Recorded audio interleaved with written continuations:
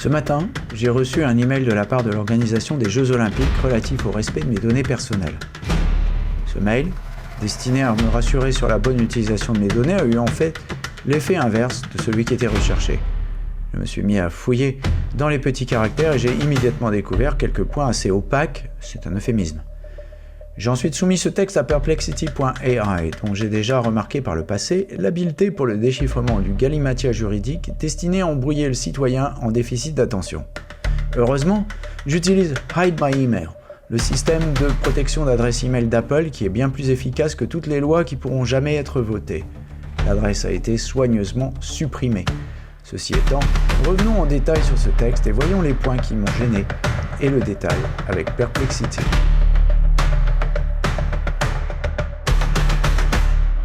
Des interviews, des chiffres, des faits, des études. Pas de blabla, ce sont les podcasts de Visionary Marketing disponibles sur toutes les bonnes chaînes de balado-diffusion. Bonjour et bienvenue dans les podcasts de Visionary Marketing. Le sujet du jour, cas concret de respect des données personnelles et de la peur de son irrespect. Avec un petit avertissement, ceci n'est pas un réquisitoire mais juste une réflexion sur la protection des données et sur la réception par l'utilisateur de certains messages censés le protéger. L'équipe Paris 2024 de protection des données personnelles, signataire de ce mail, m'a envoyé, et sans doute à vous aussi, le curieux message reproduit ci-dessous. Curieux dans la forme, il s'agit d'une longue liste d'articles contractuels sans véritable notice introductive, un peu comme si vous receviez un nouveau contrat de travail sans lettre d'introduction dans votre boîte mail le matin. Et curieux sur le fond, car on y mentionne que vos données ont été collectées et probablement utilisées, et que l'on a probablement transmis, je cite, certaines de vos données, et j'enlève quelque chose, au Comité international olympique, CIO, qui traite ces données en qualité de responsable de traitement indépendant afin de mieux connaître ses fans, évaluer les performances de ses propriétés numériques ou de ses activités liées au jeu et se repose pour ce faire sur son intérêt légitime. Fermez les guillemets. Bonjour, j'ai enlevé des choses. À supposer que cette utilisation de mes données fût connue de moi, je l'avais donc oublié totalement et le fait de savoir que j'avais un droit de rétractation ne m'a pas vraiment rassuré. J'ai même été pris d'une certaine panique à l'idée que mes données aient pu être satellisées et livrées à diverses activités marketing reposant sur un, je cite, intérêt légitime, fermez les guillemets, point. Heureusement, en visant le mail en question, je me rendis compte que j'avais eu, au moment de l'inscription, la présence d'esprit d'utiliser une adresse temporaire que je pouvais mettre en pause quand je voulais. Ouf! Il n'empêche que ce message, censé me rassurer, m'a plutôt inquiété. Les longues phrases plus ou moins claires, destinées à me démontrer la légitimité de cette démarche, le fait que ce message soit mal formaté, qu'il arrive à un moment où on ne s'y attend pas vraiment, tout cela concourait à me faire penser, sans doute à tort, qu'on allait utiliser mes données de manière assez louche.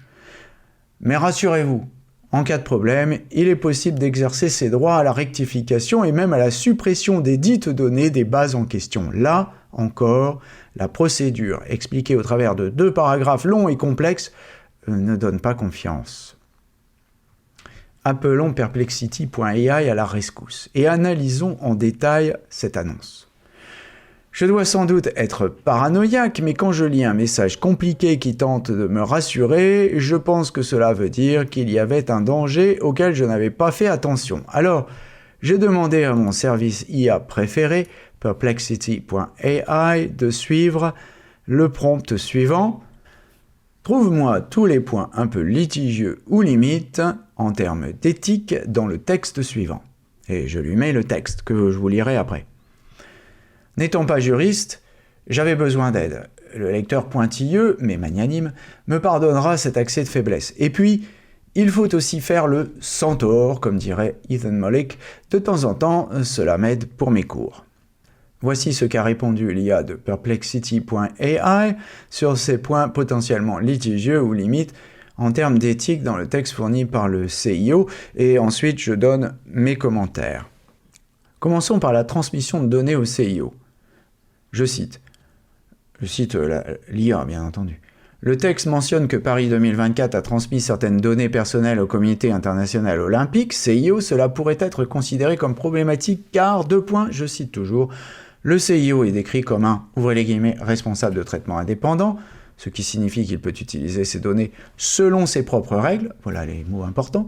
Les finalités mentionnées pour l'utilisation de ces données par le CIO sont assez larges, ça aussi c'est important, ouvrez les guillemets, mieux connaître ses fans, évaluer les performances de ses propriétés numériques ou de ses activités liées au jeu. Troisièmement, le CIO se base sur son, ouvrez les guillemets, intérêt légitime, fermez les guillemets. Perplexity a aussi remarqué un loup pour traiter ces données, ce qui est une base légale moins solide, je cite toujours Perplexity, que le consentement explicite des utilisateurs. En d'autres termes, et là c'est moi qui parle, plus prosaïque, je n'ai pas vraiment donné l'autorisation explicite pour l'utilisation de mes données, et l'envoyeur cherche à se justifier en expliquant qu'il a néanmoins ce droit, car après tout, qui d'autre que le CIO est légitime à organiser des jeux. Bref, je ne suis pas vraiment rassuré. Deuxième point, durée de conservation des données. Et là, je cite toujours Perplexity, qui est assez au fait des arguties juridiques. Durée de conservation des données, donc, voilà les guillemets, bien que le texte mentionne la suppression progressive des données des bases actives, il indique, et ça c'est très important, également que les données seront archivées de façon sécurisée pour des données allant jusqu'à 6 ans. Alors là où il a raté un truc, c'est qu'il y avait aussi marqué « ou 5 ans pour des raisons de litige », et voilà, Perplexity avait raté le coup là. Cette longue période de conservation, c'est toujours Perplexity qui parle, pourrait être considérée comme excessive. Et là c'est moi qui commente, là encore ce n'est pas rassurant. En bref, on supprime les données plus tard, hein, on ne sait jamais. Hein. Troisième point, le manque de clarté sur les destinataires des données. Je cite, le texte mentionne que les données seront archivées par l'entité liquidatrice qui sera désignée par Paris 2024 après sa dissolution. Cette formulation, nous dit Perplexity, manque de précision et pourrait soulever des questions sur qui aura réellement accès à ces données archivées. On a déjà vu ça par le passé, notamment lors du rachat de Camaïeu, là c'est moi qui parle, où les repreneurs se sont arrogés le droit de transférer automatiquement le consentement des utilisateurs sur la nouvelle entité sans rien leur demander. Là non plus, c'est toujours pas rassurant. Quatrième point, la complexité de l'information. Je cite toujours, le texte est assez long et technique, ce qui pourrait rendre difficile pour un utilisateur moyen de comprendre pleinement comment ces données sont traitées. C'est pas une très jolie phrase, hein, mais bon, Perplexity n'est pas forcément très bon en grammaire. Cela pourrait être perçu comme un manque de transparence, finalement, et contrairement à la Vulgate, et là c'est moi qui commente, l'IA a plus de bon sens que bien des humains. Et j'avais noté ce point également, ce qui montre que finalement j'ai réussi à me hisser à son niveau. Cinquième point, absence de choix explicite. Ouvrez les guillemets, bien que le texte mentionne la possibilité d'exercer ses droits, il ne semble pas offrir aux utilisateurs un choix clair et facile de s'opposer au traitement de leurs données ou de demander leur suppression immédiate. Et là, c'est moi qui commente également, mieux vaut faire confiance à Apple et à Hide My Mail, ces vilains GAFAM qui nous protègent quand même de bien des mauvaises pratiques de nos bons marketeurs bien français et bien roublards aussi, hein. Sixième point, référence à de multiples politiques de confidentialité. Ouvrez les guillemets, le texte fait référence à plusieurs politiques de confidentialité, générales et complémentaires, je cite, ce qui pourrait rendre difficile pour les utilisateurs de comprendre exactement quelles règles s'appliquent à leurs données. Toujours une phrase assez bancale, mais bon, on ne peut pas être toujours très bon en grammaire, quand on est bon en IA. Tout ceci, et c'est moi qui commente cette fois-ci, ne va pas dans le sens de la réassurance non plus. Et Perplexity conclut de la manière suivante, je cite toujours, « Ces points pourraient potentiellement soulever des questions éthiques ou de conformité avec les principes de protection des données personnelles, notamment en termes de transparence, de minimisation des données et de contrôle par les utilisateurs. Et si vous vouliez un exemple où l'intelligence artificielle peut vous aider, eh bien en voilà un. » Même si j'avais déjà eu l'œil et que j'avais bien repéré qu'il y avait quelque chose de pas clair.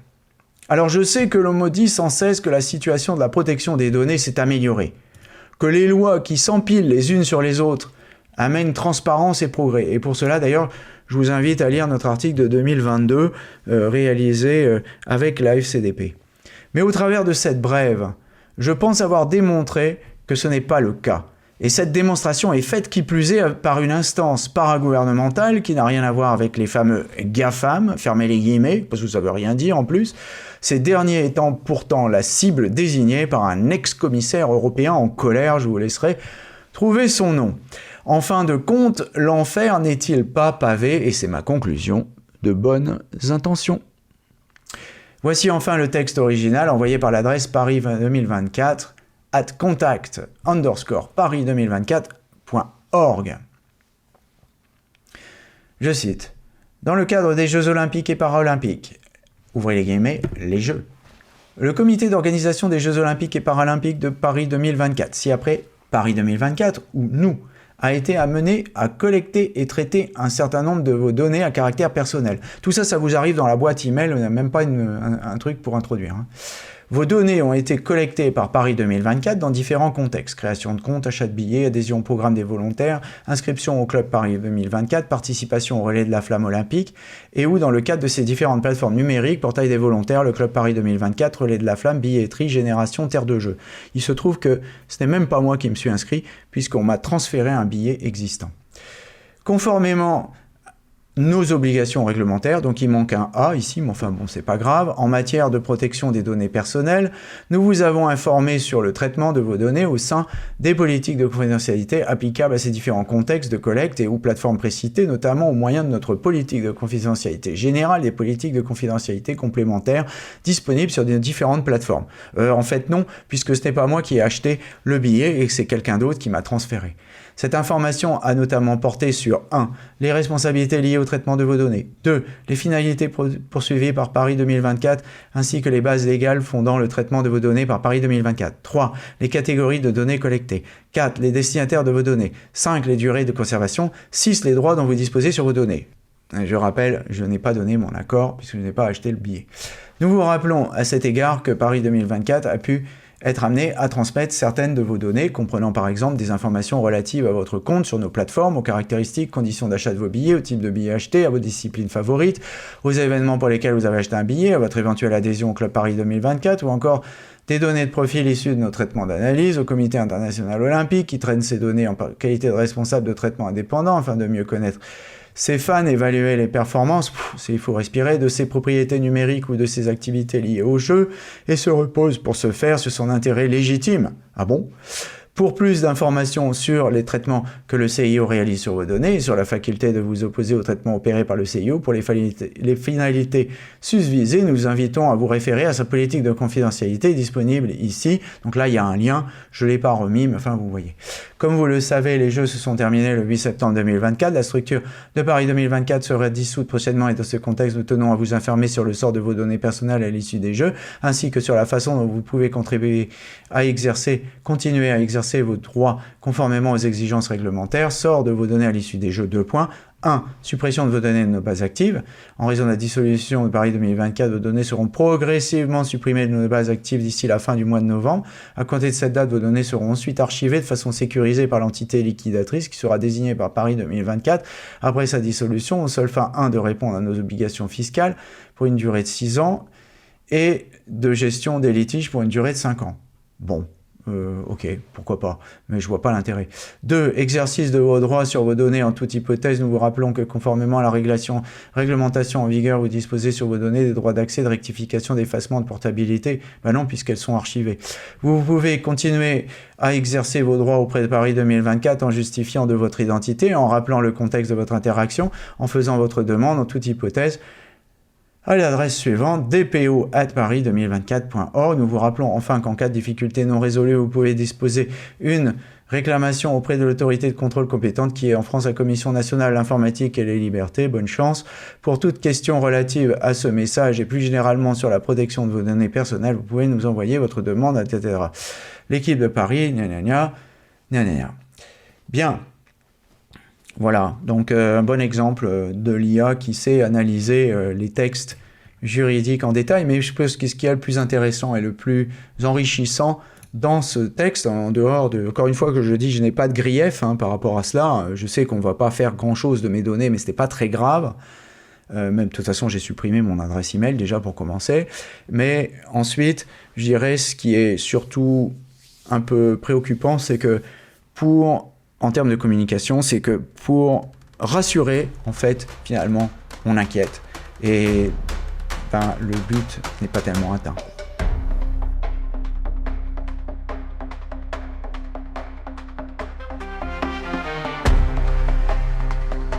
Surtout, n'oubliez pas de mettre une bonne note à ce podcast si vous l'avez apprécié.